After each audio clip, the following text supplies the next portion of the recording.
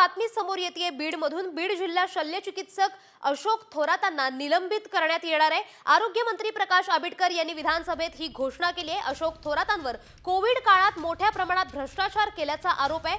आमदार नमिता मुंदडा यांनी या संदर्भात मुद्दा उपस्थित केला होता। त्यांच्यावर कारवाईची मागणी मुंदडा यांनी केली होती।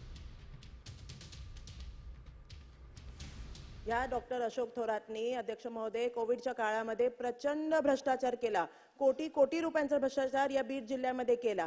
भ्रष्टाचार झाल्यानंतर त्यांची चौकशी झाली, त्याच्यामध्ये ते दोषी सापडले होते। दोषी सापडल्यानंतर सुद्धा अध्यक्ष महोदय त्यांची बदली कुठेतरी मुंबईला नाशिकला करण्यात आली मोठ्या जागी। तिकडेही त्यांनी काय केलं आय डोंट नो, पण ते परत आता 2-3 महिन्याआधी परत जिकडे भ्रष्टाचार घडला बीड जिल्ह्यामध्ये परत त्यांची बदली बीड जिल्ह्यामध्ये सिव्हिल सर्जन मधून झाली। आता अध्यक्ष महोदय हे बरोबर आहे का? म्हणजे जिकडे एवढा प्रचंड भ्रष्टाचार त्यांनी केला त्यांना परत इकडे कसं आणलं गेलं? सिव्हिल सर्जन जे बीड आहेत त्यांना आपण सस्पेंड करतोय आणि सस्पेंड करून 3 महिन्यांच्या कालावधीमध्ये जे काय एकूण सगळ्या विभागीय चौकशीसाठी सुद्धा खूप उशीर झालाय तो सुद्धा 3 महिन्यांच्या कालावधीमध्ये पूर्ण करून ह्याच्यातले जे दोषी असतील त्यांच्यावरती कारवाई गुन्हे आवश्यक असतील शासकीय कारवाई